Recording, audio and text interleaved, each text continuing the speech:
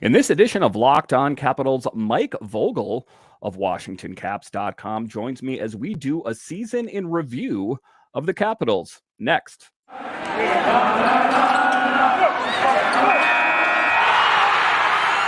Locked On Capitals, your daily podcast on the Washington Capitals. Part of the Locked On Podcast Network, your team every day.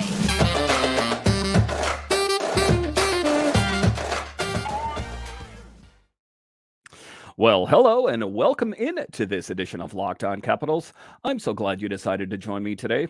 As always, this podcast is free and available on all the major platforms. And I want to thank you for making this your first listen or view of the day. Yes, this podcast is also available in video form, so head on over to YouTube and check it out. My name is Dan Holney. You can find me on Twitter. It's at DanCaps218. You can find the show on Twitter. It's at Locked On Caps. So in this edition of Locked On Capitals, Mike Vogel of WashingtonCaps.com joins me as we talk about this past Capital season, what went wrong, and what we think they need to work on in the offseason. We'll then talk about Evgeny Kuznetsov and what other changes need to be made, most notably at the coaching position. A bit of a note here, my internet connection was not the greatest, so bear with me. It kind of comes and goes, but Mike Vogel comes in crystal clear. My apologies going forward. My conversation with Mike Vogel next.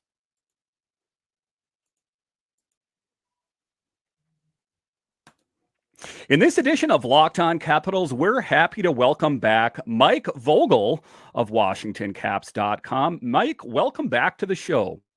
Thanks, Dan. Thanks for having me. Good to see you again.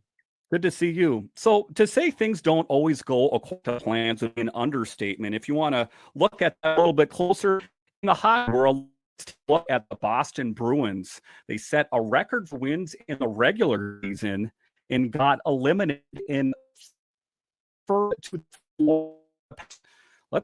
Florida Panthers were a long shot to make it in the playoffs in the first round. So it is a bit of an interesting thing out there. Take a look at the Capitals right now. If you take a look at what that team was up against, I thought that Brian McClellan did a pretty good job last offseason. You know, he saw that net minding was an issue. Sam Sonoff went out to Toronto.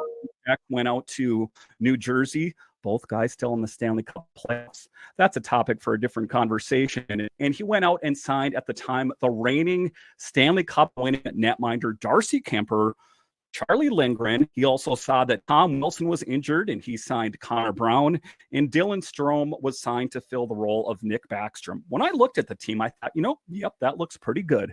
I talked to some different NHL insiders and some Caps beat writers, and they said they don't really see this team going too far in the playoffs or making it into the playoffs. For you, when you took a look at the Capitals at the beginning of last season, did you see them not even making it to the playoffs, period?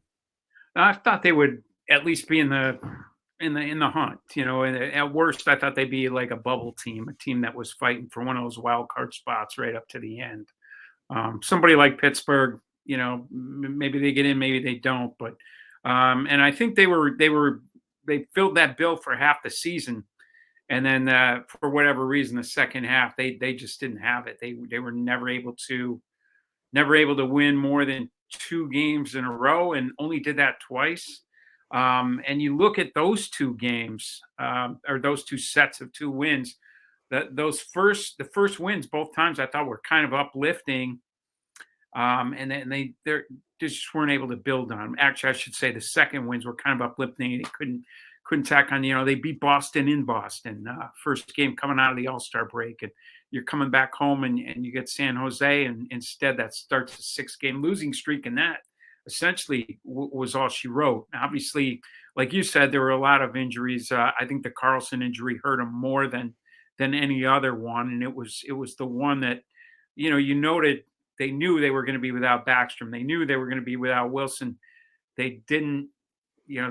That was on top of those 2 guys at that time. They were still a couple of weeks away from getting those guys back when John Carlson went down, but they just didn't look like the same team there in the second half. And I think the last time you and I talked was mid-November, because I was in St. Louis, and they were in a little bit of a hiccup then. They weren't playing very well then. Carlson had just come back into the lineup at that point. And they just kind of found a groove there late November, early December for a little bit. But I think I remember telling you there was nothing wrong with the team that a 5-game winning streak wouldn't cure, and they actually wrapped 2 of those around a loss to Dallas, and that turned out to be the high point of the season. But the short answer to the question is, yeah, I thought they had a chance to get in. I didn't think they were a team that had no chance of making the playoffs. And halfway through the season, they were on pace for 100 points, which was enough to get them in the year before. This year, that you didn't even need 100 to get in, and they weren't able to come close to it. Yeah, just taking a look at it, the injury is always the easy answer for why they didn't make it. And, I think that ultimately, if the Caps had John Carlson, say that they had Tom Wilson, and say that they had Nick Backstrom for a majority, if not all the season, I think that we would be talking about them at least as a wild card spot. The Caps ranked 4th in mangameslost.com's cumulative minutes lost to injury metrics. So to say that injuries quite a bit, I think, would be an understatement. Some people are saying that this is a geriatric team. You take a look at Backstrom 35, Ovi 37, Oshie 36, and John Carlson 33. How much do you think age factors into this? We all hear now this younger, faster, and then you talk to the Caps players themselves, and they say, well, it's not really what you think. It's about moving the puck quicker and that kind of thing. How much do you think age is coming into focus with it? I think there's a little bit of both. Certainly Father Time is undefeated. Nobody's going to play, nobody's playing until they're in their 50s like Gordie Howe, or even in their late 40s like Chris Chelios or Jaromir Jagr anymore. And I don't think any of the guys that you just mentioned are going to be doing that either. So the clock is ticking for sure. And some guys age at different rates, and some guys stay healthier as they age. Some guys, their game is more conducive to aging. They have elements that can be, maybe their feet don't move as fast, but their brain is still as quick, or even quicker than when they were younger, and they can compensate a little bit. So I think there's a bit of that going on with some of those guys, but there's some injuries too that you can't, or are pretty difficult to come back from. And Nick Backstrom's obviously is one where I believe, as you and I sit here and talk right now, I don't think anybody else has played more games post that surgery than he has. I think Ed Jovanovski was the guy who had played the most games, and I think that number was 29. Unless I missed something somewhere, I think Nick Backstrom right now has played, 40 games or whatever. Now, he's not the same player that he was before that surgery, clearly. And the problem that the Caps are going to have going forward is one of cost versus, what they're getting for what they pay for. When you look at the salary cap and you look at the contracts, the 3 years left on Alex Ovechkin's deal, 3, I believe, on Backstrom's deal, 2 at least for sure. 2 at least for Oshie, 3 for Carlson. I mean, the question is, how healthy and how productive can they be over that stretch of time? Because, I think it's going to get harder to expect Alex Ovechkin to put up $9-10 million worth of production every year. Nick Backstrom, same thing. John Carlson, Kuznetsov, Oshie, anybody who's got a real high ticket on this team right now is 30 or older, with the exception, I think, of Tom Wilson. If you're going to talk about guys that are over $5 million a year, and Tom's 29, as far as I can remember. So if you're not getting full production out of those guys, the only way to stay competitive in the salary cap is to have a raft of younger players. Or they actually don't even have to be younger, but they've got to be cheaper, and they've got to be a lot more productive. So in other words, you're going to need like a $1.5 million player who's delivering a $5 million season to make up for that. And that's, you look at Dylan Strome. There's an example. For last year, he earned $3.5 million and probably produced twice that salary. And Sonny Milano, same thing, probably out earned to a significant degree the contract that he had for last year. But now both of those guys, their number goes up this year. How much is their production going to go up? Probably not enough to make up for the shortfall that you're going to have from some of those other guys. So I think that's why this is going to be an important summer as far as trying to find a way to turn some of that the high priced older players and turn the clock back a little bit, because I think that's what Brian McClellan did over this last season. When you look at a guy like Dmitry Orlov, who's in his early 30s on an expiring contract, poof, turned him into Rasmus Sandin, turned the clock back on that left-handed top four defenseman by about 9 years, 10 years. I think the same thing can be said of, if you look at when Lars Eller came to this team, he was roughly the same age as Dylan Strome. Now, Dylan Strome is in a higher slot in the lineup, and his salary cap hit is a little bit more than what Lars's was even when he left. But essentially, they had a guy on their depth chart in his mid to late 20s there for a number of years, who was pretty reliable and could be counted on. Lars Eller, for his entire career, has put up essentially between 30 and 40 points. 12 to 16, 17 goals. He's been pretty, you can set your watch by his production. Strome looks like that kind of a player too. So they've done some good work in turning the clock back on a couple of those forward slots, those 12 forward slots that they have, but they're still going to have, I think, to do some more work and find a way to make a couple of those slots more productive in terms of what you're getting for those dollars that are going out the door for whomever that might be.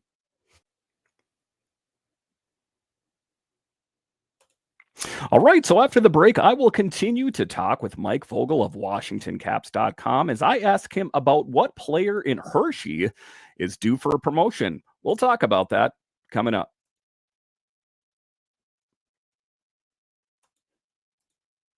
Looking for a delicious snack but don't want all the sugars and calories? Then you need to try the best tasting protein bar ever built. You got to try this. If you're like me and you want to make healthier snack choices, but you don't want to compromise on taste, I've got just the thing for you: Built Bars and Built Puffs.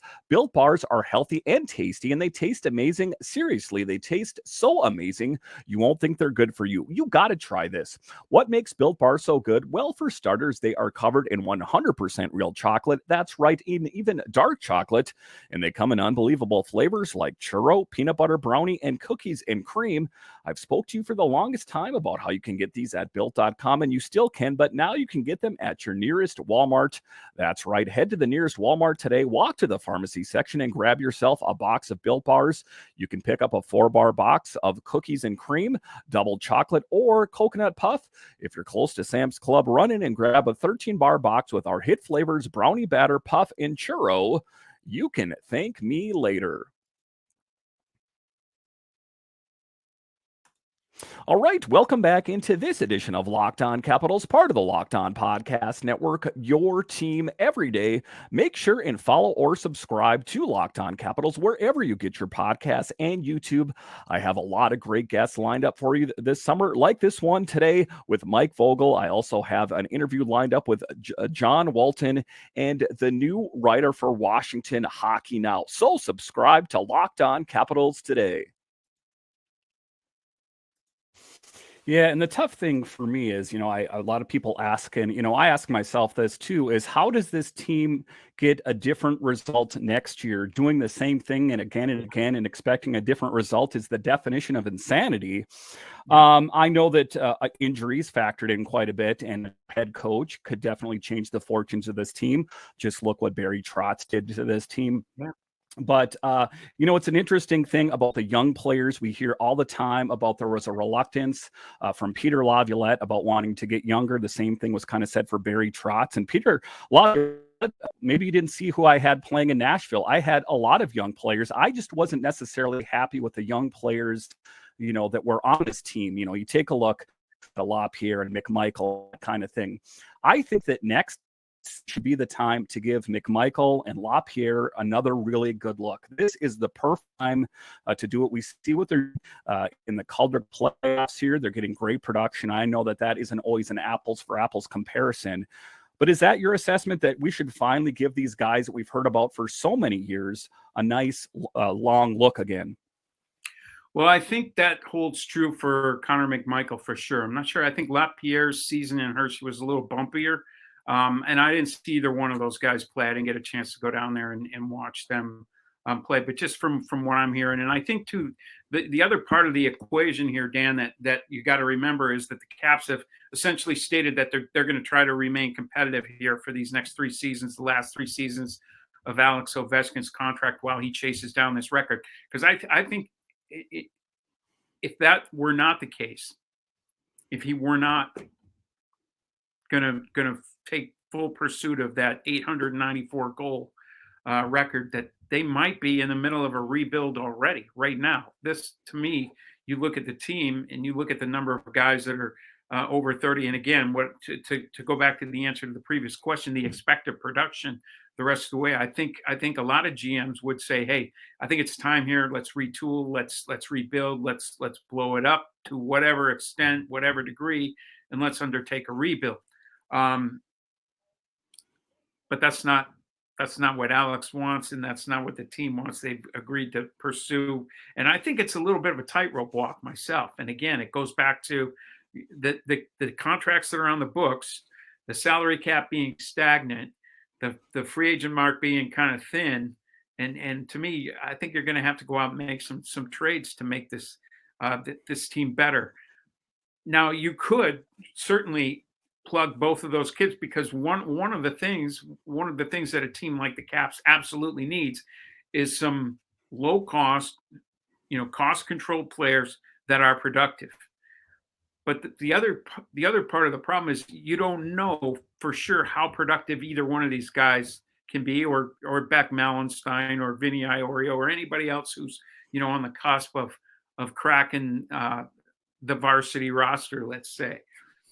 So I think if you're in a rebuild, you don't care about that too much. You're like, well, let's roll these guys out. Let's give them 60 games. Let's give them 80 games. Let's see what happens. Let's see where they're at. Let's see what their ceiling might be.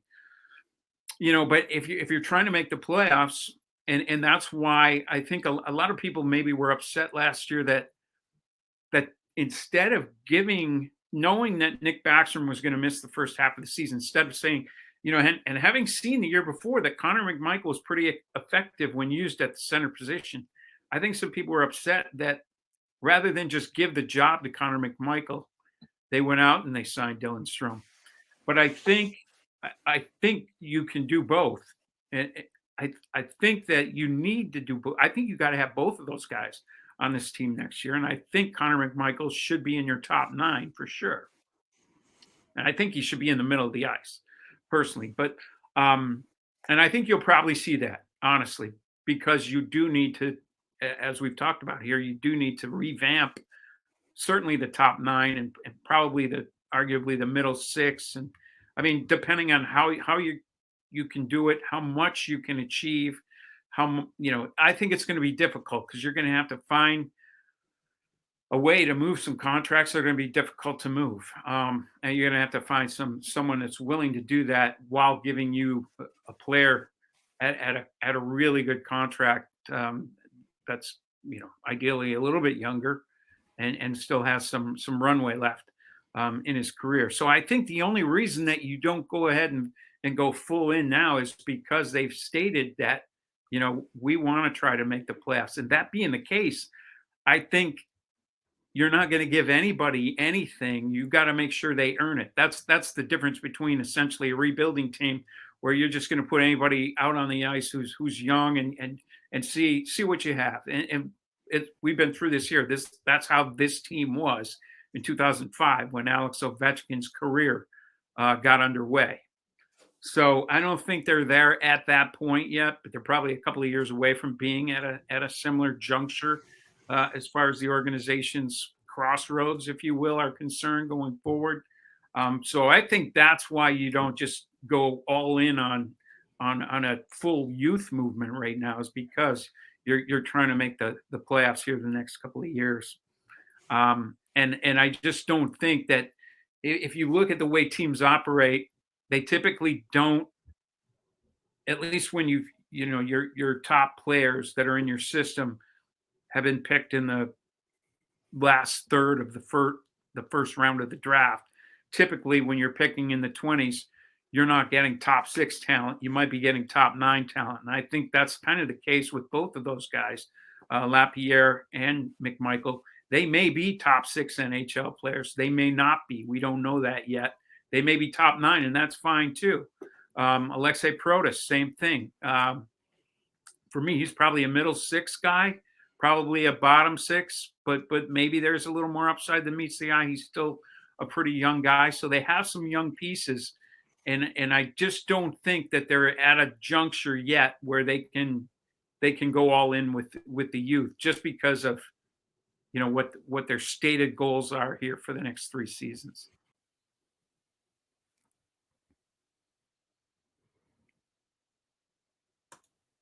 All right, so after the break, I continue to talk with Mike Vogel of WashingtonCapitals.com as we talk about the future of Evgeny Kuznetsov in Washington, and we also talk about the potential next head coach for the Caps. We'll talk about that coming up. I assume the couple contracts you were talking about moving that'll be difficult are Kuznetsov and Anthony Mantha. Kuznetsov, has been said that he wants to leave DC. He's kind of disputed that he ever said that, but then when questioned, he didn't really deny it either. So it's a bit of an interesting thing. There is a thought there that head coach could potentially get more out of Kuznetsov, maybe get a little bit more juice out of that orange, if you will. I've also heard the same thing about Anthony Mantha. Mantha is a tough one as well. He has 1 year left on his deal, and I don't think that there's going to be a lot of teams wanting to sign up scratch. You take a look at Kuznetsov. If you take a look at his career, you see the wave pattern. You goals 1 year, a dip the other year. So consistency is one of the issues with Kuznetsov. I was looking at his scouting report to see who he is as a player. And one of the things that the scout said about Kuznetsov is he lacks focus. And I think to this day, he still lacks that focus about how to execute. Let's take a look at Kuznetsov in particular. Do you think that the next head coach, whoever that might be, could get more production? Or should we consider him a lost cause? I'm a little bit reluctant to move on from him, considering he was a top draft pick. Yeah. And I remember the buzz before he came here. They're like, Kuznetsov's going to come here soon, and he's going to be OV 2.0. Not really, but you know what I'm saying. So do you think the Caps would be best to try to see if they could get more production out, maybe with a Spencer Carberry or a Halpern, something like that? I mean, you never know. I feel like every coach has an impact on pretty much every player. And I think that, with a lot of guys, it's positive, and with a handful of guys, it's unfortunately negative. I don't know if I've ever seen a coach come in and just, have a positive effect on the career of every single guy in that room. You look at Peter Laviolette. I think he had a great effect on a guy like Nick Dowd, Garnet Hathaway, Carl Hagelin, those guys. Not so much on, I think he had a good effect on Alex Ovechkin actually too.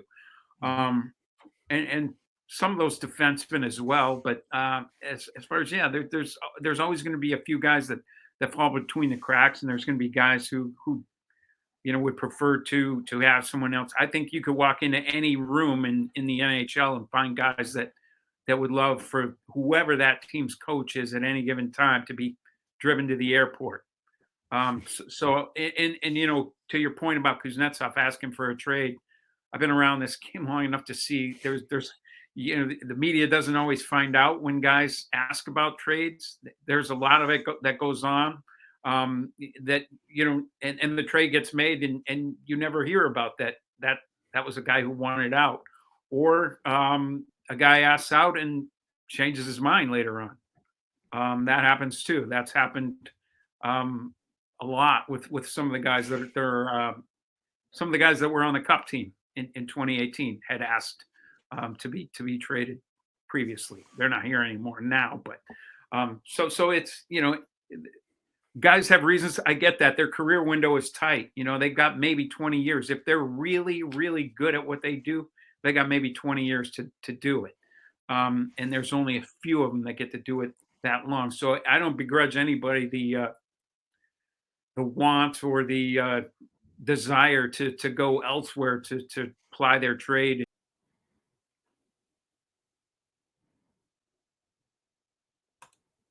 I want to thank you for joining me on this edition of Locked On Capitals. I will have part 2 of my interview with Mike Vogel next week.